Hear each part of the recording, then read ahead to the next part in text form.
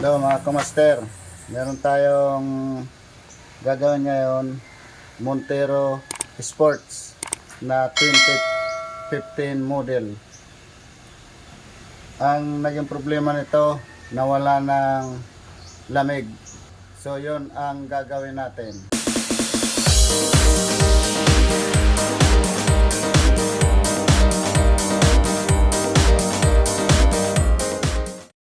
So yun mga kamaster, dahil nawalan to ng lamig, nung chinik natin,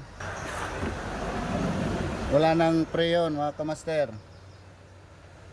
So chinik natin to, pinandar natin yung blower nya, mayroong kakaibang amoy. So ang suspect natin na may problema kasi ito may leak dahil wala ng preyon. So ang suspect natin sa evaporator ng harap kasi may amoy yung linalabas na hangin. So dahil bagong modelo to mga kamaster, medyo mas mahirap to baklasin yung evaporator. So babaklasin natin yung evaporator. Tingnan natin dito. Yeah, mga kamaster, bagong modelo ng Montero Sports. Dahil mahirap yung hindi to katulad sa dating yung mga naunang Montero, mga kamaster. Ibang dito lang tinatanggal yung naunang Montero. Ito backlash yung dashboard. So babaklasin natin yung dashboard mga kamaster. Babaklasin natin to. So yan mga kamaster, ganyan kahirap yung bagong modelo na Montero. Hindi katulad ng dating Montero na madali lang. Ito mas mahirap mga kamaster. So yan, binabaklas na yan master.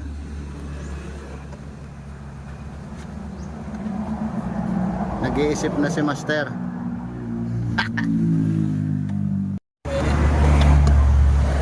Yan mga kamaster, ilalabas na natin yung dashboard nya.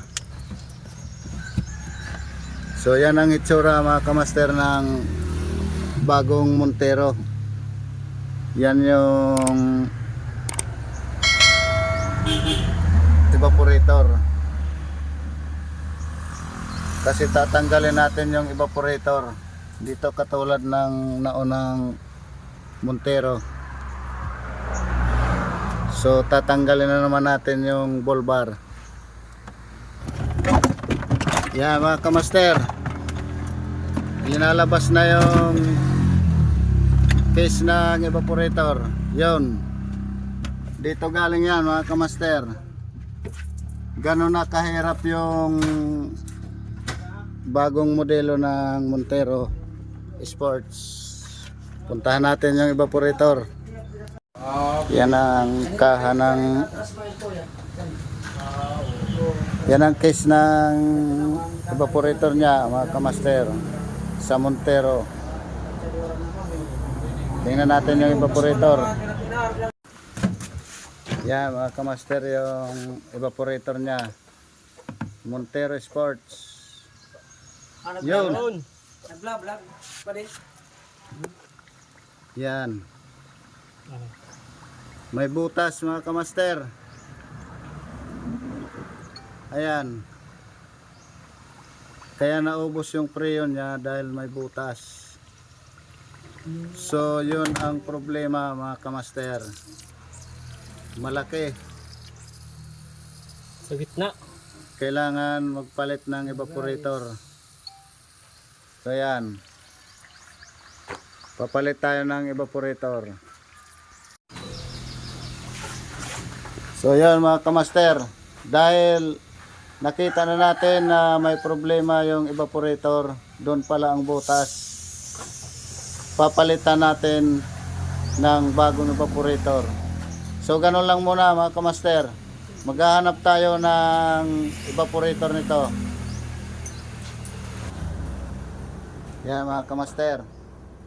Dahil dumating na yung evaporator natin, yung bago. Yan. Ikakabit na natin. Pang Montero yan mga kamaster na modelo. Ikakabit na natin yan.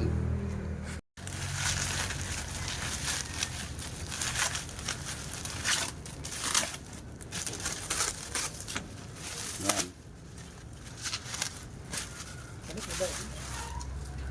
Bago na yan mga kamaster. Ibang klase na yung evaporator niya kaysa sa naunang mga Montero. Iba yung evaporator niya.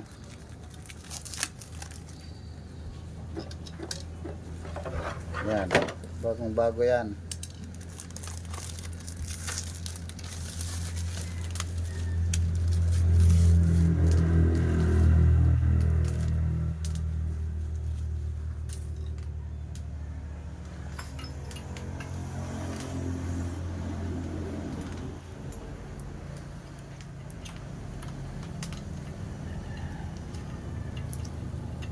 Bago na yan mga kamaster. Yan mga kamaster. Ganyan na yung itsura ng evaporator niya. Bago na yan.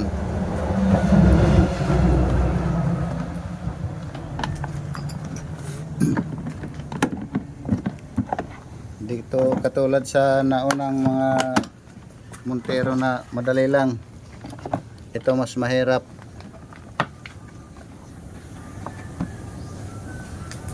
Yan. Ganyan na yan.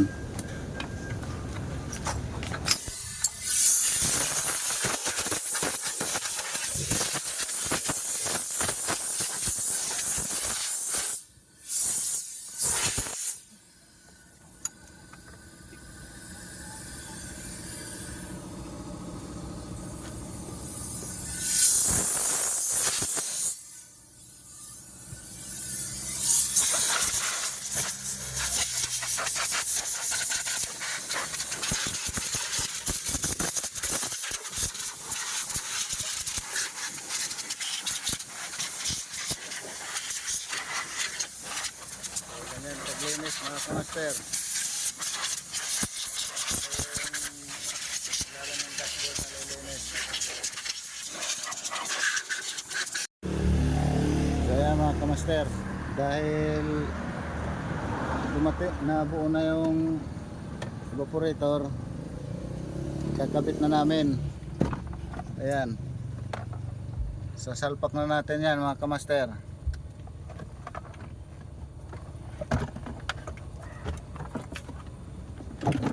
Ganito kahirap yung bagong Montero.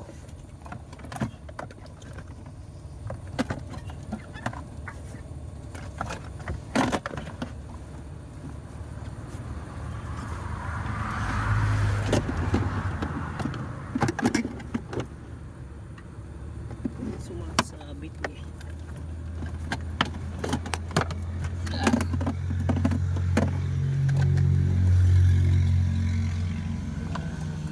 Hirap lang magkabit nito kasi napakasikip.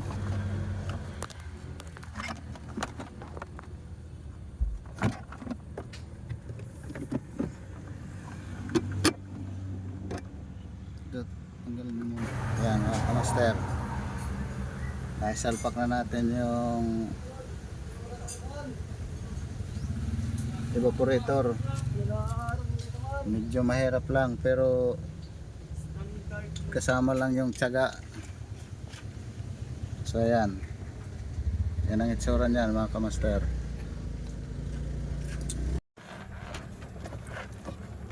Yan mga kamaster. Binabalik na namin yung dashboard kasi na-assemble na namin yung evaporator. So yan. Ganyan ang itsura mga kamaster.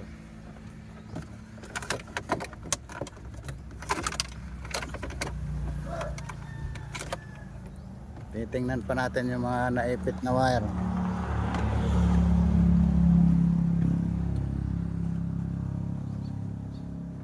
Yan.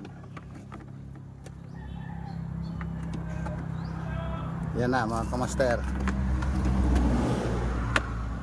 Isa-isa na namin ikabit kasi tatapusin na namin to.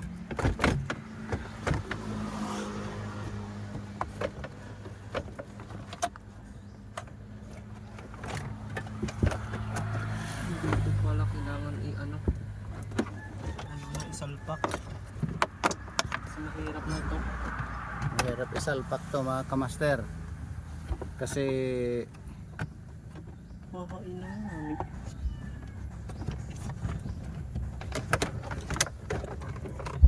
sikip. Yan. Okay. Hirapan lang si master. So ayan. Kinakabit na namin yung mga sakit kasi mahirap mamaya magkabit pag nakasalpak na yung dashboard. Makita ay. Sinisigurado pa ni master. Sinisilip-silip pa.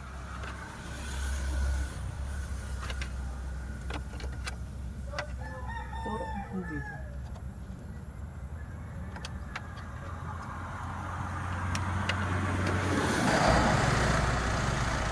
Yan mga kamaster. Inabot na kami ng gabi. Pero natapos na rin namin. Ayan. Pinargahan na ng crayon yan. Tapos nag-automatic na. Tapos ito na yung resulta.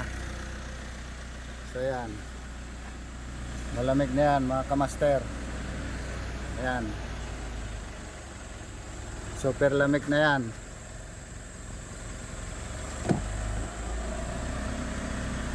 Yan, malamig na. Matutuwa na yung driver nito. Thank you for watching.